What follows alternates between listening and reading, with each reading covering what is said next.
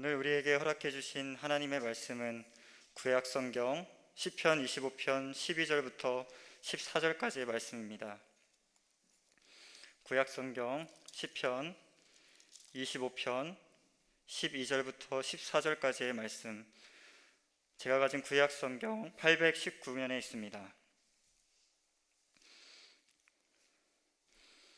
다 찾으셨으면 합독하도록 하겠습니다. 여호와를 경외하는 자 누구냐? 그가 택할 길을 그에게 가르치시리로다. 그의 영혼은 평안히 살고 그의 자손은 땅을 상속하리로다. 여호와의 친밀하심이 그를 경외하는 자들에게 있으며 그의 언약을 그들에게 보이시리로다. 아멘. 하나님께서는 오늘도 하나님을 경외하는 사람들을 찾고 계십니다. 하나님께서는 우리 모두가 하나님을 경외하는 사람들이 되기를 원하십니다. 그러므로 성경 곳곳에 하나님을 경외하라 라는 말씀이 나옵니다. 구약의 한 예로 시편 34편 9절에 보면 너희 성도들아 여호와를 경외하라고 했습니다. 신약의 한 예로 요한계시록 11장 8절에 보면 선지자들과 성도들과 또 작은 자든지 큰 자든지 주의 이름을 경외하는 자들에게 상을 주시며 라고 했습니다. 하나님을 경외하는 것은 신구약 모두가 강조하고 있는 매우 중요한 가르침입니다. 그러므로 성도라면 누구나 하나님을 경외해야 하는 것입니다. 올해 2월 말쯤에 담임 목사님께서 하나님을 경외하는 자가 받는 복에 대해서 설교하신 적이 있습니다. 그때 제가 담임 목사님의 설교를 듣고 큰 은혜와 감동을 받았습니다. 그때부터 저에게 기도 제목이 하나 생겼습니다. 하나님, 나에게 하나님이 경외한다는 것을 무엇인지 가르쳐 주세요. 나도 하나님을 경외하는 자가 되어 하나님이 주시는 복들을 누리길 원합니다 라고 기도를 했습니다. 감사하게도 하나님께서는 저의 기도에 응답해 주셨습니다. 저에게 성경 말씀을 통해서 또 책을 통해서 사역 현장을 통해서 하나님을 경외한다는 것이 무엇인지, 또 하나님을 경외하면 어떤 결과가 따르는지를 깨닫게 해주셨습니다. 그래서 오늘 설교는 오늘 본문 말씀의 근거로 먼저 하나님을 경외한다는 것이 무엇인지 살펴보고, 그 다음으로 우리가 정말 이렇게 하나님을 경외한다면 어떤 결과가 따르게 되는지 나누고자 합니다. 먼저 하나님을 경외한다는 것은 무엇입니까? 오늘 본문 시편 25편 12절 상반절에 보면 여호와를 경외하는 자가 누구냐라고 했습니다. 경외는 히브리어로 야레입니다. 야레는 두려워하다, 놀라다라는 뜻을 갖고 있습니다. 그래서 현대인 성경에서는 시편 25편 12절 상반절을 여호와를 두려운 마음으로 섬기는 자가 누구냐라고 번역했습니다. 야레는 대부분 하나님을 대면했을 때 사람이 느끼는 감동과 행동을 표현하는 그런 단어였습니다. 개역개정 성경에서는 사람이 일반적으로 느끼는 두려움과 구분하고자 경외라는 단어를 사용한 것입니다.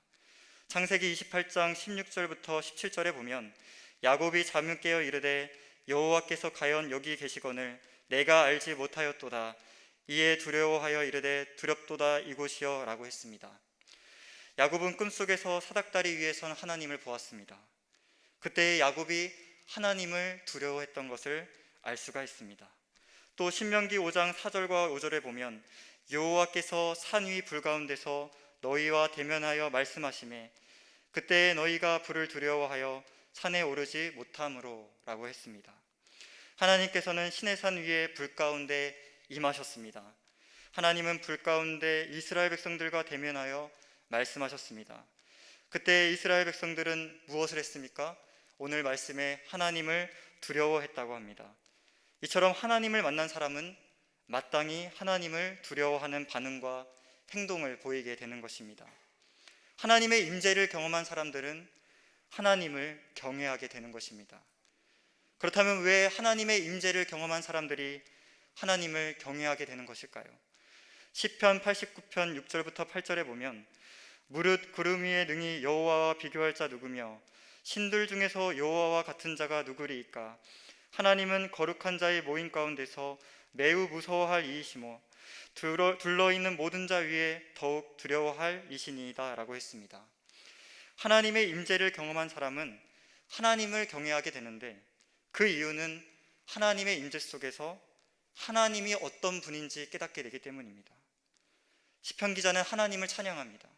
시편 22편 3절에 보면 이스라엘의 찬송 중에 계시는 주여라고 했습니다. 하나님께서는 찬양 중에 거하시고 임재하십니다. 시편 기자는 하나님의 임재 가운데 찬양을 하다가 하나님이 이런 분이시구나 깨닫게 되었고, 하나님께서 어떤 분인지 고백하게 된 것입니다. 그래서 시편 기자는 하나님과 비교할 자가 없고 하나님 같은 분은 하나님밖에 없다고 고백하고 있는 것입니다. 또 우리가 잘 알고 있는 다윗이라는 인물은 언약궤 앞에서 하나님을 찬양했습니다. 다윗은 그때 하나님을 모든 신보다 경외해야 하는 이유를 고백하게 되는데요. 왜 하나님을 경외해야 합니까? 역대상 16장 23절부터 25절에 보면 온 땅이여 여호와께 노래하며 그의 구원을 날마다 선포할지어다. 그의 영광을 모든 민족 중에, 그의 기이한 행정을 만민중에 선포할지어다. 여호와는 위대하시니 극진히 찬양할 것이요 모든 신보다 경외할 것이며 라고 했습니다. 다윗은 하나님의 구원, 하나님의 영광, 하나님의 위대하심 때문이라고 대답하고 있습니다. 하나님을 경외하는 이유가 말입니다. 하나님의 구원을 경험한 다윗은 하나님을 경외했습니다. 하나님의 영광을 본 다윗은 하나님을 경외했습니다. 하나님의 위대하심을 알게 된 다윗은 하나님을 경외하게 된 것입니다. 그러므로 우리가 하나님을 경외하려면 하나님을 더욱 알아가야 하는 것입니다. 그래서 호세아 선지자의 말씀처럼 우리는 하나님을 알되 힘써 알아야 하는 것입니다. 그때 비로소 우리는 하나님을 경외하는 사람들이 될 것입니다. 그래서 저는 경외라는 단어를 이렇게 정의해 보고 싶습니다. 하나님을 하나님답게 알고 하나님을 하나님으로 인정하는 것. 다시 한번 하겠습니다. 하나님을 하나님답게 알고 하나님을 하나님으로 인정하는 것이, 이것이 바로 경외인 것입니다. 저와 성도님들이 진실로 하나님을 경외하는 사람들이 되기를 소망합니다. 그렇다면 하나님을 경외하는 자에게 어떤 결과가 따르게 됩니까? 첫째로 하나님께서는 하나님을 경외하는 자에게 택할 길을 가르쳐 주십니다. 오늘 본문 시편 25편 12절 하반절에 보면 그가 택할 길을 그에게 가르치시리로다 라고 했습니다. 하나님은 하나님을 경외하는 자에게 택할 길을 가르쳐 주십니다. 공동번역 성경에서는 바른 길을 가르쳐 주신다, 새 번역에서는 선택해야 할 길을 가르쳐 주신다고 번역하고 있습니다. 이는 하나님께서 친히 하나님을 경외하는 사람들의 교사가 되어주신다는 말씀입니다. 그래서 하나님께서는 하나님을 경외하는 사람들에게 어떤 길을 선택해야 하는지, 어떤 길이 바른 길인지 가르쳐 주시겠다고 약속해 주시고 있는 말씀인 것입니다. 제가 어렸을 때 헬렌 켈러의 일대기를 다룬 많은 책을 보고 큰 감동을 받았습니다. 지금도 하도 그 책을 봐가지고 책 속의 그림체가 선명하게 떠오릅니다. 헬렌 켈러는 두 돌이 되기 전에 열병과 내막음에 걸렸습니다. 그녀는 그 병으로 인해서 시각과 청각을 다 잃게 됩니다. 그날 이후로 평생 시각장애인, 청각장애인으로 살게 된 것입니다. 그러나 헬렌 켈러의 부모는 희망이 전혀 보이지 않는 이 아이를 포기하지 않았습니다. 아주 훌륭한 가정교사를 고용하는데요, 그 이름이 누군지 아십니까? 아시는 분들도 계실 텐데 설리반이라는 선생님입니다. 그녀가 7살일 때 이 설리반 선생님이 찾아오는데 헬렌 켈러에게 영어 단어를 가르쳐 주는 것입니다. 손가락으로 헬렌 켈러의 손바닥에 WATER, water 이렇게 적어가면서 또 자기의 입을 만지게 하면서 따라하게 했습니다. 하지만 헬렌 켈러는 머리를 쥐어뜯고 답답해한 나머지 소리를 지르며 울었습니다. 설리반 선생님은 그런 헬렌 켈러를 집 밖으로 데리고 나갔습니다. 마침 집 밖에 있던 수도관을 틀고 그 물을 만지게 했습니다. 그런 다음에 다시 그녀의 손바닥에 WATER, water, 이게 물이라고 가르쳐 주었습니다. 그렇게 헬렌 켈러는 설리반 선생님의 열정적이고 끈기 있는 지도 끝에 수많은 단어들을 외우게 되었고, 문장을 만들 수 있게 되었고, 대화를 할 수 있게 되었고, 대학을 갈 수 있게 되었고, 사회적으로 선한 영향력을 끼친 사회운동가로서 선한 영향력을 끼치게 됩니다. 헬렌 켈러가 위대한 선생님을 만나 그녀의 인생이 잘 된 것처럼 인생의 가장 위대한 교사이신 주님을 인정하고 그분의 지도를 받으면 우리의 인생이 더욱 잘 되는 것입니다. 그래서 잠언 3장 6절에 보면 너는 범사의 그를 인정하라. 그리하면 내 길을 지도하시리라. 하나님을 하나님으로 인정합시다. 하나님을 경외합시다. 그리하면 하나님이 우리의 길을 지도해 주신다고 약속해 주셨습니다. 또 잠언 16장 9절에 보면 사람이 마음으로 자기의 길을 계획할지라도 그의 걸음을 인도하신 이는 여호와시니라고 했고, 잠언 19장 21절에 보면 사람의 마음에는 많은 계획이 있어도 오직 여호와의 뜻만 완전히 서리라고 했습니다. 사람의 IQ가 아무리 높아봤자 평균 120을 넘지 못합니다. 우리가 아무리 머리를 굴려서 자기 마음대로 이 길 저 길 계획할지라도 하나님이 그 걸음을 인도해 주시지 않는다면 결국 그 길은 막히고 마는 것입니다. 왜냐하면 모든 것은 하나님의 뜻대로 이루어지기 때문입니다. 우리가 이와 같은 하나님의 법칙을 빨리 알아차리고 하나님을 경외하며 하나님의 지도를 받는 사람이 지혜로운 사람인 것입니다. 아멘. 둘째로, 하나님은 하나님을 경외하는 자의 영혼을 평안히 살게 하십니다. 오늘 본문 시편 25편 13절의 상반절에 보면 그의 영혼은 평안히 살고 라고 했습니다. 공동번역으로 보면 그의 영혼은 행복하게 살고, 현대인 성경으로 보면 번영하고 라고 했습니다. 하나님을 경외하면 하나님이 그 영혼을 평안히 살게 하고 행복하게 살게 하고 번영하게 하신다는 말씀입니다. 이제 앞의 말씀과 연결해 보면 하나님을 경외하는 자는 하나님께서 그가 택할 길을 가르쳐 주시는데, 하나님이 가르쳐 주시는 길은 반드시 영혼이 잘 되는 길이라는 말씀인 것입니다. 제가 군대에 전역했을 때 화랑대역에서 일하는 곳까지 버스를 타거나 걸어 다녀야 했습니다. 버스를 타면 15분, 걸으면 30분이 걸렸습니다. 근데 제가 그 거리가 있는 곳을 찬양을 들으며 매일 걸었습니다. 그때 제가 늘 반복해서 들었던 찬양이 있는데 주 여호와는 강대하시도다 라는 찬양입니다. 찬양 가사의 후렴구가 이렇습니다. 다 주의 크신 이름 높이며 우리에게 행하실 위대한 일 감사세. 오 주의 신실하신 그 사랑 온 땅과 하늘 위에 계셔 홀로 영원하신 이름. 이런 찬양의 가사입니다. 담임 목사님께서 새벽에 시편 말씀을 전해주셨는데, 새벽에 우리가 하나님 앞에 어떤 찬양을 해야 하는지 말씀해 주시지 않으십니까? 아시지 않습니까? 약간 소외감이 드시는 분들은 새벽을 나오시면 됩니다. 시편 말씀을 하시면서 이 말씀을 여러 번 해주시는데, 우리가 하나님의 성호를 높이고 또 그분의 성품과 행하시는 일들을 선포하는 찬양을 해야 한다고 늘 말씀해 주십니다. 제가 지난 월요일에 아내하고 청주를 가는데 우연찮게 청주 CBS 라디오 방송을 듣게 되었습니다. 음악가를 소개해서 이제 간증을 듣는 시간이었는데 그 음악가가 누군지 아십니까? 네, 한희도 집사님이 딱 나오시는 겁니다. 집사님이 이제 간증도 하고 찬양을 하는 그런 시간이었는데 이제 사회자가 집사님한테 물어봤습니다. 주로 어떤 찬양을 하십니까? 이렇게 물어봤는데 전 담임 목사님이 나오신 줄 알았습니다. 담임 목사님과 똑같은 말을 그대로 하고 있는 것입니다. 제가 찬양을 할 때는요, 신세한탄을 하지 않고요, 부정적인 찬양은 안 하고요, 긍정적이고 하나님의 성호를 높이고 하나님의 성품을 드러내는 찬양을 주로 합니다. 100점 대답 아닙니까? 이렇게 대답을 하는 것입니다. 저도 이런 원리를 잘 몰랐지만 23살 때 성령의 인도하심을 받아서 그런 찬양을 하고 있었던 것입니다. 버스 안에서도 길가에서도 주 여호와는 강대하시도다 찬양만 계속 불렀습니다. 그렇게 부르다 보면 길을 가다가 버스 안에서 갑자기 하나님 임재 안에 깊이 들어가서 버스 안에서 갑자기 혼자 울기도 하고 그런 경험들이 생각이 납니다. 지금도 걷고 있는 이 공간과 시간 가운데 하나님이 나와 함께 하시는구나, 나의 찬양을 매우 기뻐하시는구나, 저의 영혼이 그것을 영적으로 느끼게 되었습니다. 할렐루야. 그런데요, 하나님만 기뻐하신 게 아니라 제 영혼이 기뻐서 뛰놀더라고요. 찬양을 할 때. 인간적으로 볼 때 저에겐 그 시기가 인생의 고비 중에 고비였거든요.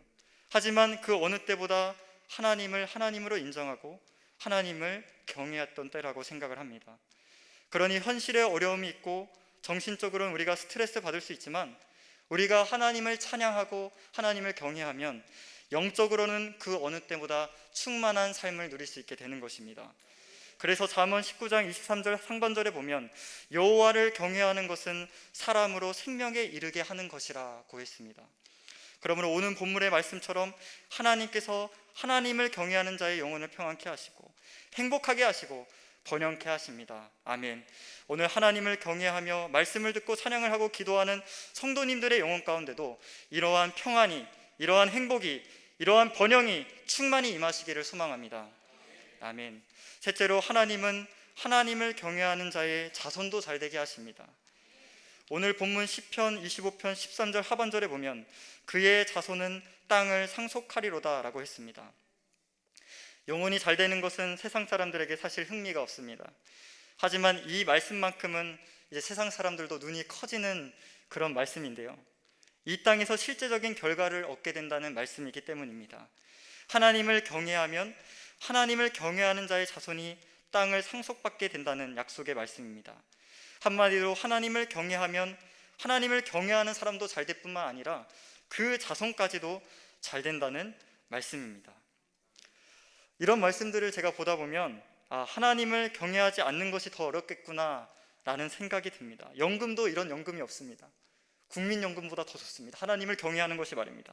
왜냐하면 하나님께서는 오늘 약속의 말씀에 자손의 땅까지도 보장해 주시겠다고 약속하기 때문입니다. 그런데 하나님을 경외하지 않는 이 어려운 일을 하는 세대가 있습니다. 바로 저희 세대입니다. 20대, 30대 세대가 그렇습니다. 이 세대의 문제가 뭐냐면 하나님을 경외함이 없다는 것입니다. 하나님을 하나님의 수준으로 보는 것이 아니라 하나님을 인간의 수준으로 끌어내서 보고 있다는 것입니다. 10대는 뭐 말할 것도 없고요, 시험 기간만 되면 학생들과 기싸움이 시작됩니다. 공부 1시간 더 하겠다고, 예배를 빠지겠다고 연락을 해옵니다. 그런데 저는 학생들 탓을 하지 않습니다. 하나님의 경외를 가르치지 못한 저의 탓이라고 생각을 합니다. 그래서 하나님을 경외하는 것을 반드시 가르칩니다. 시험 기간일수록 우리가 하나님 앞에 나와야 된다. 예배에 1시간 빠진다고 성적 잘 나오는 게 아니다. 우리가 하나님을 경외하면 공부를 더 잘할 수밖에 없고 하나님께서 강렬한 동기를 주시기 때문에, 최상의 하나님께 최선을 드리겠다는 그 동기를 주시기 때문에 공부도 잘할 수밖에 없다. 그러니까 예배를 먼저 지키라고 가르칩니다. 우리 성도님도 그렇게 주변의 10대, 20대, 30대들에게 하나님의 경외를 가르쳐 주시는 우리 성도님들 되시기를 바랍니다. 그래서 잠언 9장 10절에 보면 여호와를 경외하는 것이 지혜의 근본이요 거룩하신 자를 아는 것이 영철이라고 했습니다. 바라기는 우리가 하나님의 경외를 먼저 삶에서 실천해서 우리 자손들도 구약의 비느하스처럼 신약의 고넬료처럼 하나님을 경외해서 우리의 자손들까지 복을 받는 우리 가정 되기를 소망합니다. 마지막으로 하나님은 하나님을 경외하는 자와 친밀한 관계를 맺습니다. 오늘 본문 시편 25편 14절에 보면 여호와의 친밀하심이 그를 경외하는 자들에게 있으며 그의 언약을 그들에게 보이시리로다 라고 했습니다. 친밀하심을 히브리어로 보면 소드, 천상의 회의를 의미합니다. 이는 천상의 회의, 하나님의 비밀 회합에 들어갈 정도로 우리가 하나님과 친밀한 관계를 맺게 된다는 말씀입니다. 우리가 보통 하나님과의 친밀한 관계는 하나님을 사랑하는 것에서 출발한다고 생각합니다. 그런데 성경은 그렇게 말하고 있지 않습니다. 여호와의 친밀하심이 하나님을 경외하는 자에게 있다고 오늘 말씀하고 있습니다.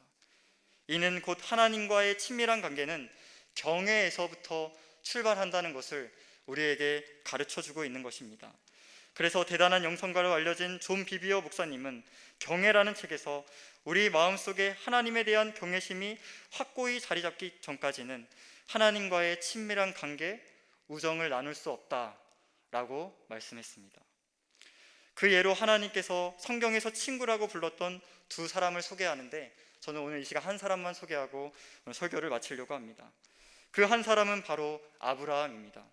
아브라함은 역대하 20장 7절에 보면 주께서 사랑하시는 아브라함이라고 번역했지만 킹 제임스 버전 성경을 보거나 원어 성경을 보면 주의 친구, 당신의 친구라고 번역되어 있습니다. 또 이사야 41장 8절에 보면 하나님께서 아브라함을 내 친구다 라고 말씀하고 있는 것을 볼 수가 있습니다. 아브라함이 하나님의 친구로 불려질 수 있었던 이유는 그가 하나님을 경외했기 때문입니다.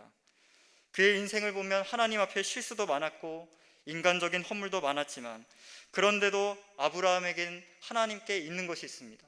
바로 하나님을 향한 경외심이 있었습니다. 그래서 하나님께서 자기 생명보다 더한 이삭의 생명을 요구하실 때도 그는 아침 일찍 일어나서 하나님께서 지시한 산으로 올라갔습니다. 아브라함은 당신의 약속을 반드시 이루시는 전능하신 하나님을 경외했기 때문에 이삭의 목 위로 칼을 들 수가 있었던 것입니다. 그때 하나님이 아브라함의 행위를 중단시키고 천사를 통해 이렇게 말씀하시죠. 내가 이제야 내가 하나님을 경외하는 줄을 아노라. 하나님을 경외하는 자로 하나님께 인정받은 아브라함은 곧 이어서 다른 사람에게는 감추어졌던 하나님의 이름을 알게 됩니다. 어떤 이름입니까? 여호와 이레, 준비하시는 하나님의 이름, 그 비밀을 알게 되는 것입니다. 마찬가지로 우리가 순종의 과정을 통과할 때, 우리가 그 순종의 과정을 잘 통과해서 경외함으로 잘 통과하게 되면 우리는 하나님의 친구가 되어 하나님의 비밀을 알게 되는 사람들이 되는 것을 기억하시길 바랍니다. 저에게는 가장 부러워하는 사람이 있습니다. 돈 많은 사람도 아니고 집 있는 사람도 아닙니다. 물론 집 있고 돈 많으면 좋겠죠. 하지만 제가 더 부러워하는 사람이 있습니다. 그게 누구냐면 하나님과 친한 사람을 제가 가장 부러워합니다. 저에게는 거룩한 욕심이 있습니다. 처음 예수님을 믿을 때부터 하나님, 내가 하나님과 제일 친한 사람이 되게 해주십시오. 이게 저의 늘 기도 제목입니다. 우리 성도님들도 이런 거룩한 욕심을 품으시길 바랍니다. 그래서 우리가 모두 하나님을 경외함으로 하나님과 친밀한 관계가 되어 하나님의 비밀스러운 음성을 듣는 하나님의 진정한 친구가 되길 소망합니다. 설교를 정리합니다. 경외는 사람이 하나님 앞에 느끼는 두려운 감정과 그에 따른 행동이라고 말씀드렸습니다. 경외는 하나님을 하나님답게 알고 하나님을 하나님으로 인정하는 것입니다.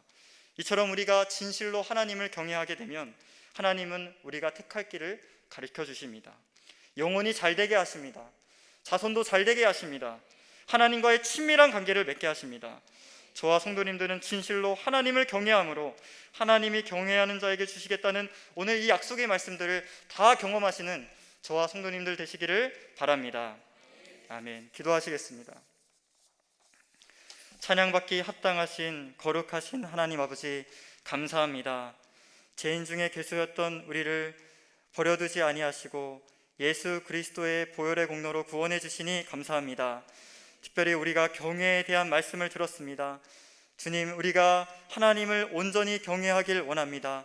하나님을 하나님답게 알고 하나님을 하나님으로 인정하여서 오늘 이 시편 25편 12절부터 14절에 약속된 모든 복들을 저와 성도들이 누리게 하여 주시옵소서. 특별히 우리 누구보다도 하나님과 친밀한 자 되기를 소망합니다. 날마다 예배를 소중히 여기게 하시고 새벽을 깨우게 하시고 하나님을 만나는 거룩한 백성들 되게 하여 주시옵소서. 감사드리며 예수님의 이름으로 기도드립니다. 아멘. 찬송가 28장 찬양하겠습니다.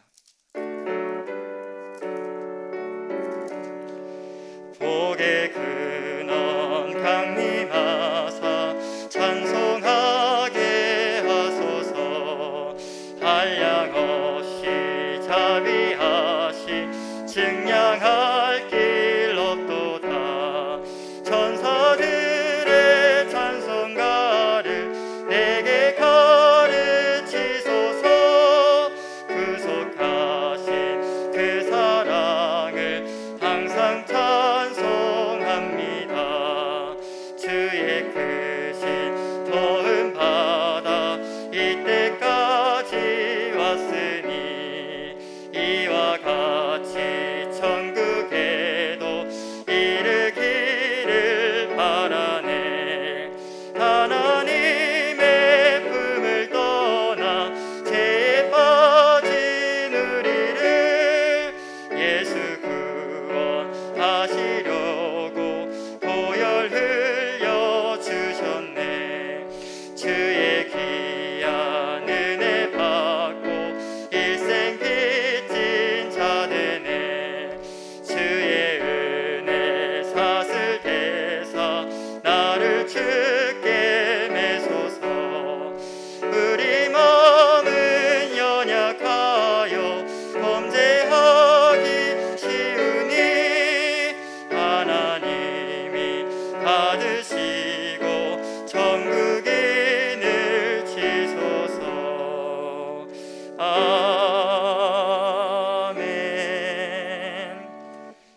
주기도문으로 예배 마치겠습니다.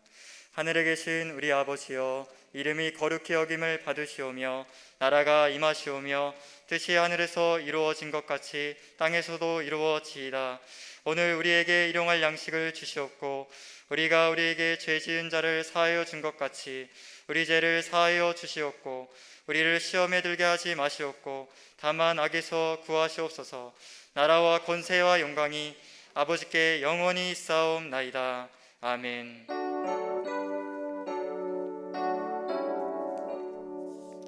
이 시간 주신 말씀을 기억하며 우리 담임 목사님을 위해서, 우리 물된 동산 교회를 위해서 우리 주여 삼창하고 기도하겠습니다. 주여, 주여, 주여. 거룩하신 하나님 아버지 감사합니다. 오늘도 이 예배의 자리에 우리를 불러 모아주시고 하나님을 찬양하고